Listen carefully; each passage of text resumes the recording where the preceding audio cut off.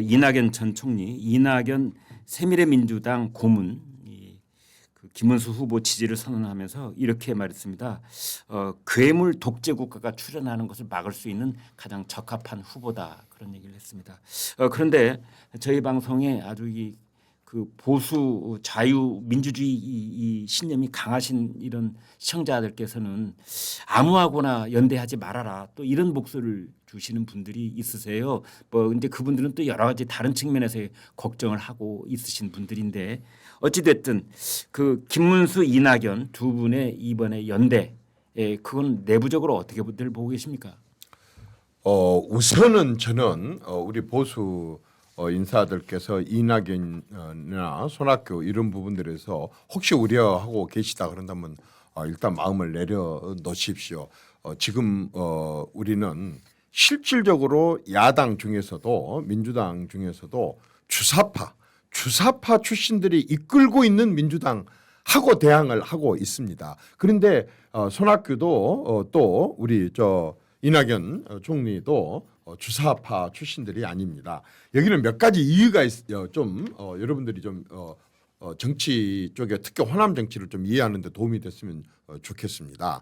사실은 과거에는 동교동계, 상도동계, 특히 이제 김대중 대통령을 중심으로 한 민주당이었었거든요. 네. 근데 그 사람들은 우리가 막 별의별 시로가 얘기를 했었지만은 지금처럼 주체 사상을 공부한 사람들은 아니었었어요. 네. 그리고 전대협 일기부터 시작해서 하는 그런 거, 한총련부터 시작해서 이런 기수들이 아니거든요. 네. 그런데 김대중 대통령이 대통령을 마치고 나니까 이 사람들이 주축이 돼갖고 당을 만들면서 열린우리당을 만들어요.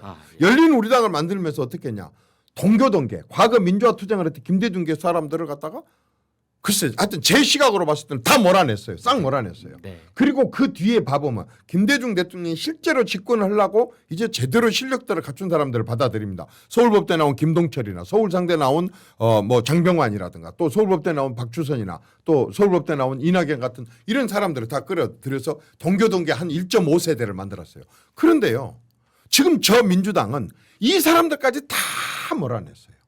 이 사람들까지 다 몰아냈어요. 이 분들은 주사파들도 아니고 지금 민주당하고는 여러 가지 면에서 정책에 맞지 않습니다. 민주당을 같이 하기는 해왔었지만은 사실 물과 기름이었었고 결국 그 사람들한테 배척당해서 지금 다 이제 쫓겨나서 나와 있어서 이분들이 갈 데가 없었어요. 근데 이분들의 성향을 딱 봐보면은 지금 딱 봐보면 우리가 하려고 하는 개헌하고 똑같은 생각을 갖고 육공헌법의 문제점을 다 하고 이해를 하고 있습니다. 그래서 김문수 후보와 이낙연이나 손학규 이분들은 적어도 개헌에 관해서는 같은 뜻을 갖고 있는 개헌 연대입니다. 네. 그런데 또 다른 연대가 하나 있습니다. 이낙연하고는. 네. 이낙연 이분은 국무총리를 해봤단 말입니다. 네. 그렇지 않습니까? 예. 도지사를 해봤고 한마디로 말해서 이 사람들은 집권 연대라고 봅니다. 네. 집권을 해본 사람들, 장관을 해보고 집권을 해본 집권 연대 이 사람들은 진짜 한미 관계가 이렇게 가면 안 된다 또는 남북 관계가 이렇게 가면 안 된다 한일 관계는 이렇게 가면 안 된다라고 하는 문재인 정권 때 했던 것들에 대해서 사실상 그 정권에 있기는 있었지만 굉장히 못마땅했었던 사람들이에요. 이 집권 연대라고도 저는 봐요. 개헌 연대, 집권 연대. 그러면서도 저런 식의 좌파 정권이 들었으면 안 된다고 하는 국가 생각을 많이 하다가 보니까 뭔가 국가를 대개조를 해야 되겠다. 국가 대개조 연대라고 이렇게 저는 보여집니다. 예. 그런데 여러분 한번 보십시오. 이 호남에서 이낙연이나 정세균이나 이 사람들이 처한 입장을 제가 그 사람들을 대신해서 한번 얘기를 해볼까요? 네. 호남에서 사실 과거에 김대중 대통령께서 집권을 못하고 계실 때 호남의 이념은 진보가 아닙니다. 호남의 이념은 보수가 아닙니다. 호남의 이념은 우리도 우리 지역 출신 대통령만 한번 가져봤으면 그게 호남 사람들의 이념이었었습니다. 사실은. 네. 그래서 김대중 대통령이 집권을 해갖고 가졌었어요. 네. 그때만 하더라도 사실 영남하고 호남이 우리나라 정치에 완전히 양대 뭐 축이라고 할 정도로 실제로 좀 그랬거든요. 네. 지금 한번 보십시오. 호남에요. 대권 주자 중에 이번에 지금 세 사람이 나와 있습니다. 네. 이재명 경상도, 김문수 경상도, 이준석 경상도. 네. 호남 사람들 입장에서 봤을 때는 대선 주자가 하나도 없어요. 그러면 자 이번에는 우연히 그랬다 치도 다음번에는 어쩔까? 다음번에 김부겸, 다음번에 김경수, 다음번에 김두관. 지금요 호남에는 한마디로 말해서 대권 주자들이 완전히 씨가 말라가고 있습니다. 씨가 말라가고 있어요. 예? 이게 지금 아까처럼 정세균이나 이낙연이 스스로 호남 사람들로서 자기 나름대로는 합리적으로 굉장하게 열심히 살아갖고 서서 커왔고 국정 경험도 해보고 이렇게는 합리 세력이라고 생각을 했는데 이 사람들은 싹 배제를 시켜버렸어요. 지금 호남에서 이상한 일이 두 가지가 벌어지고 있습니다. 하나는 예. 절대로 민주당은 호남을 발전시키지 않는다는 거죠. 왜냐하면 힘들고 어렵고 가난하게 살고 정말 산업도 어렵고 일자리도 구하기도 어렵고 그래서 객지로 나가야만이 자기들의 영구 표밭이 됩니다. 광주의 봉선동이라고 좀 괜찮게 사는 사람들이 사는데 그때 윤석열 정권 선거 때 가장 높은 지지율이 나왔습니다. 가장 많은 사람들이 취업해서 살고 있는 전남 광양 같은 경우도 선거면 항상 보수가 먹게 나옵니다. 민주당은 호남을 절대 잘 살게 하지 않는 당입니다. 그렇게 해서 자기들의 영구 표밭으로 그냥 거기는 저절로 표가 나오게 한다는 게 민주당이 지금 37년 동안 싹쓸이하고 있는 호남에서 사실상 진행하고 있는 행태가 이겁니다.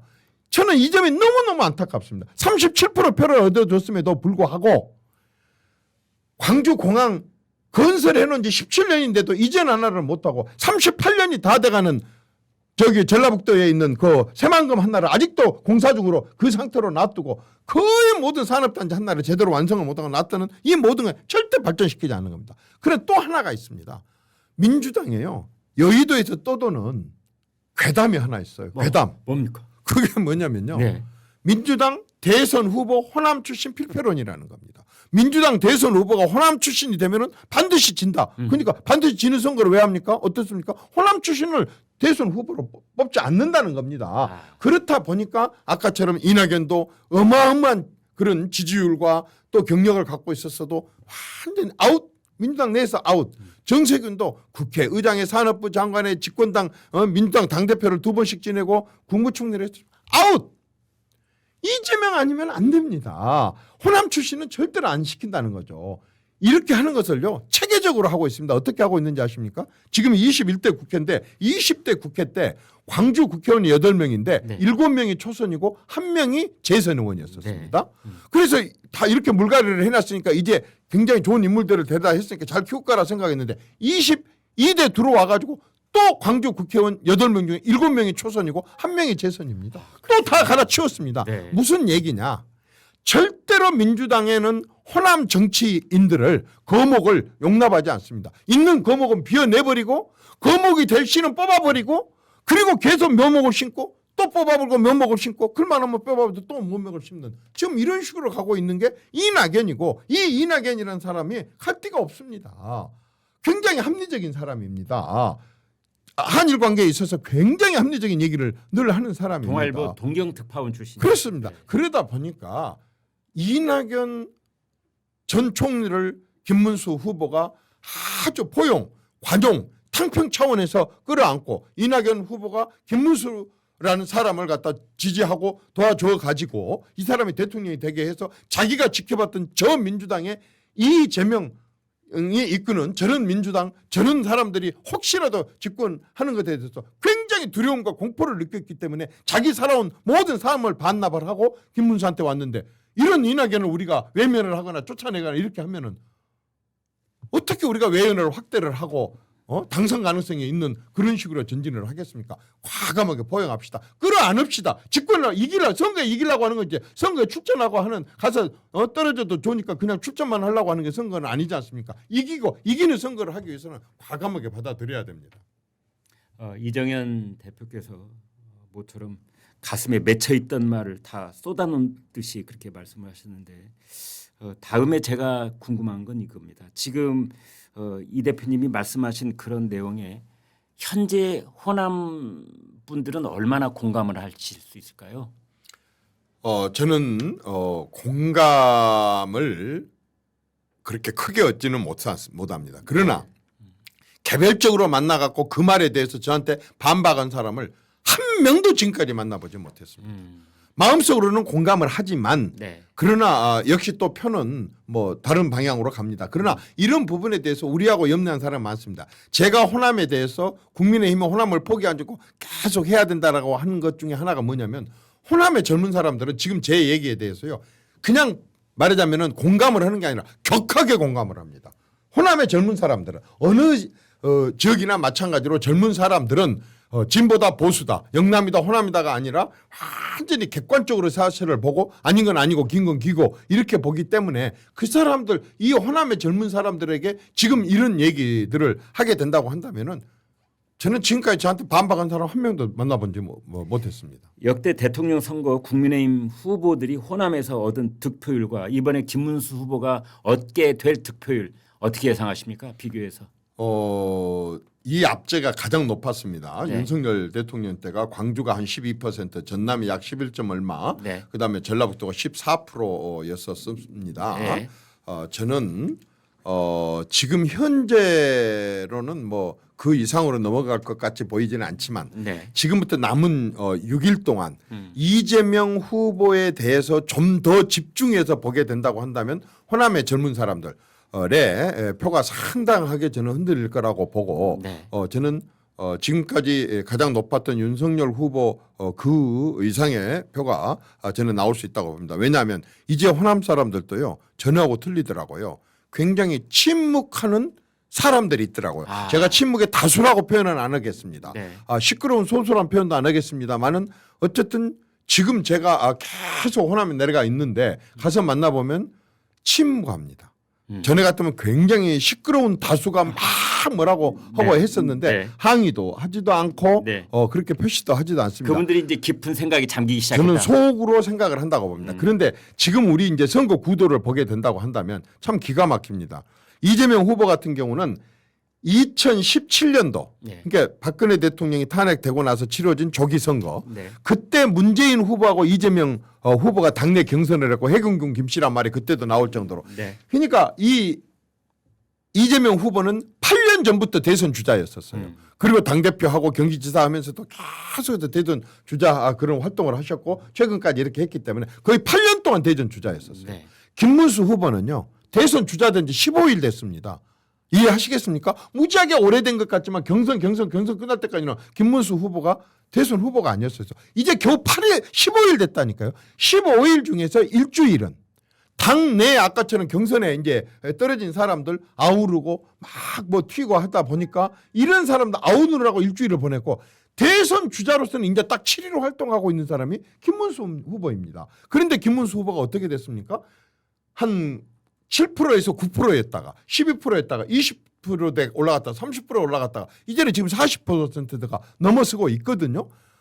무지하게 지금 올라가고 있는 추세예요. 그런데 6일밖에 안 남았지 않습니까? 저는요 지금 6일은 평상시에 하루가 열흘이라고 봅니다. 저는 60일 남았다고 생각하는 사람입니다. 네. 왜냐하면 네. 아까처럼 후보가 결정되지 않았을 때는 주목을 하지 않으니까 그냥 자기들끼리 떠들고 국민은 국민들대로 자기 일 봤습니다. 근데 선거일이 닥쳐오면서 누구야를 보게 되고 이재명과 이제 김문수를 비교를 하게 되기 시작하면서 보수가 결집을 하기 시작했다고 생각을 합니다. 네. 그동안에는 보수에 지지한 사람이 한동훈 지지한 사람 누구 지지한 사람 다 나자빠져 있다가 이제는 후보가 완전히 이제 확정이 돼갖고 양자 구도 대결로 가다 보니까 이제 뭉치기 시작했고 그러니까 지금까지 우리가 뭐 70% 이상 나오던 대선에서 나오던 경상도 지역에서 김문수 후보가 지금 여론조사하면 뭐 40% 후반 50대 초반 나오지 않습니까? 저는 아직도 그 여지가 말하자면 경상도 쪽에서 뭉치게 되면은 굉장히 그 여지가 많이 남아 있다고 생각하고 특히 또 수도권 사람들이 유튜브를 포함해서 이런 걸 굉장히 많이 보게 되는데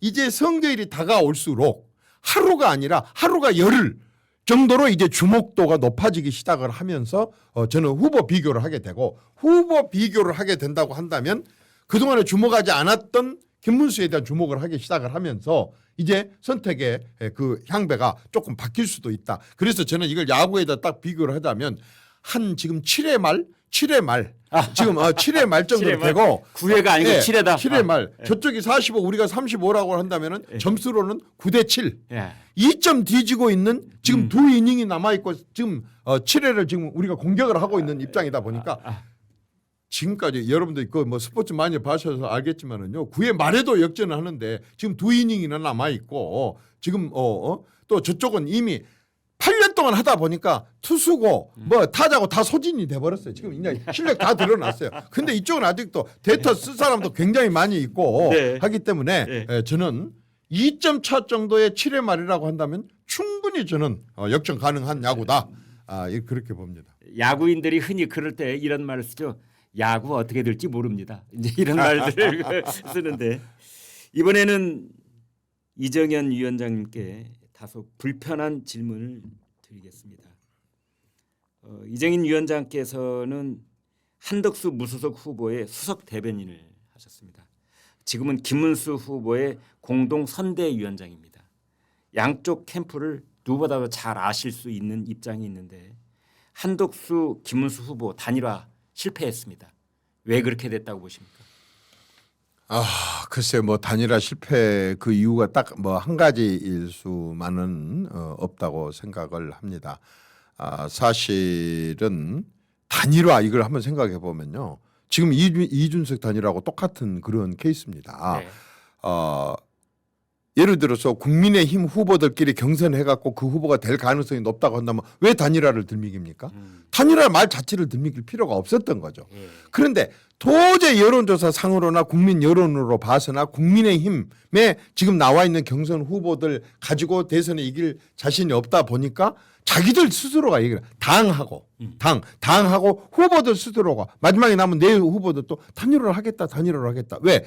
가장 중요한 건 승리니까. 네. 내가 대통령 되는 것보다 승리하는 게 가장 중요한 거니까 아주 그건 저는 조직원으로서 아주 당연한 얘기고 특히 보수 우파의 애국심 강한 사람들 입장에서는 당연하다고 봅니다. 그럼 단일화를 누가 하라고 하느냐? 라고 했을 때 자기들이 한덕수를 들미겠습니다. 네. 한덕수라는 사람을 꼭 뭐 대통령으로 본인이 막 꿈이 있거나 야심이 있거나 그런 사람이 아니고 네. 한덕수는 사실상 그것을 이제 행정으로서 끝내려고 한 사람을 워낙 인기가 있고 그다음에 국정 경험이 많고 특히 통상이 어렵다 보니까 미국과의 관계에 있어서 이런 경력을 가진 사람이라면 진짜 나라를 아주 정말 핀치 따라서 잘 구할 수 있겠다라는 생각에서 그분을 원해서 했는데 사실상 당에서 이제 이 단일화를 이끌어 가고 있는 그런 과정에 저는 매끄럽지 못했다고 생각을 합니다. 미숙함이 드러나다. 미숙함이 드러나서 네. 사실 이런 것들이 이제 정치인데 네. 이런 게 어때 교과서가 없습니다. 답도 없고 모범 답안도 없습니다. 그때 상황에 따라서 만들어 나가야 되는데 그 부분에 있어서 저는 지금 와갖고 누구 사람 탓을 하고 싶지는 않습니다. 이제 지나간 것이니까 그렇지만 어쨌든 그렇게 그렇게 크게 썩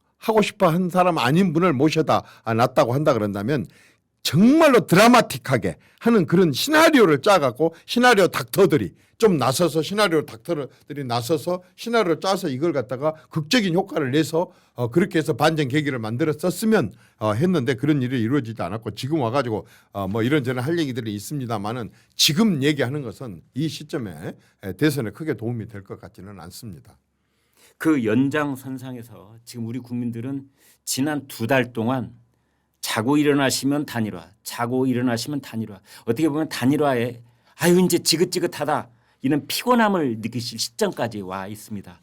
그러나 지금 이제 범보수가 승리를 할 수 있는 그 가능성, 그 희망 그 중에 하나가 단일화고 단일화의 뭐 골든 타임이다 하는 것이 오늘입니다. 사실은 내일부터 사전 투표가 시작되기 때문에 그래서 지금 이제 2시가 다 돼가고 있는데 오늘이 지나가려면 10시간이 남아 있습니다.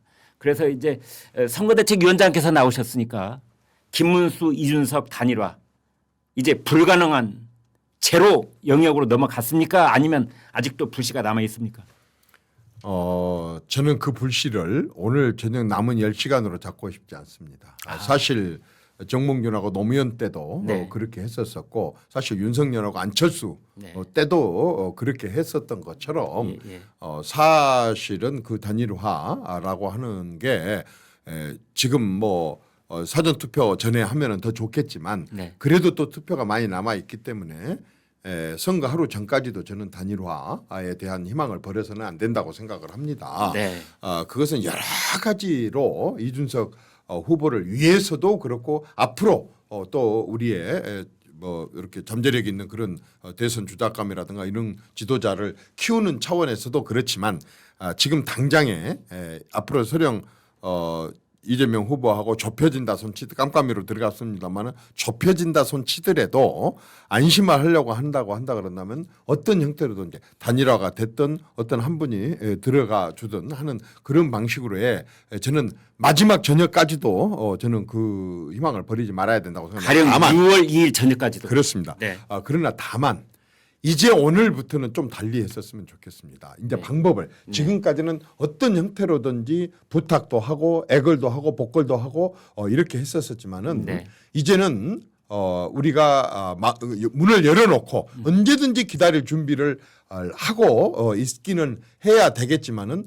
어저께 이제 오늘부터 어제하고 완전히 상황이 달라졌다고 봅니다. 이제 오늘부터는 굉장히 의연해야 된다고 생각합니다. 이제는 김문수 장군 하나를 보고 김문수로 이제 달려가면서 아까처럼 나머지 되면 정말 좋겠다라고 하는 바람을 문을 열어놔야지 아직도 김문수 말고 또 다른 명군이 언제 넘어올까 또는 뭐 조정에서 언제 또 군대를 보내줄까 이제 이렇게 나약한 생각을 갖고 있어서는 안 됩니다. 이제는 완전히 이순신이어야 됩니다. 이제는 12척 갖고 싸우겠다. 내 철갑선 이 거북선 하나 갖고 싸우겠다라는 각오로 싸우되 조정에서 오면 좋고 명군이 오면 좋고 이 마음 자세로 해야지 아직도 계속해서 명군 기다리고 조정에서 군대 내려다보게 기다렸다가는 정말 우리한테 기회가 없습니다. 이제는 완전히 김문수 한나라를 보고 가야 되고 또 이런저런 잡음이 서령 이건 단일화 문제가 아닙니다. 다른 잡음이 있더라도 KTX 달리는데 그건 뭐 닭이 웃든 소가 무엇을 하든 그냥 이제는 이제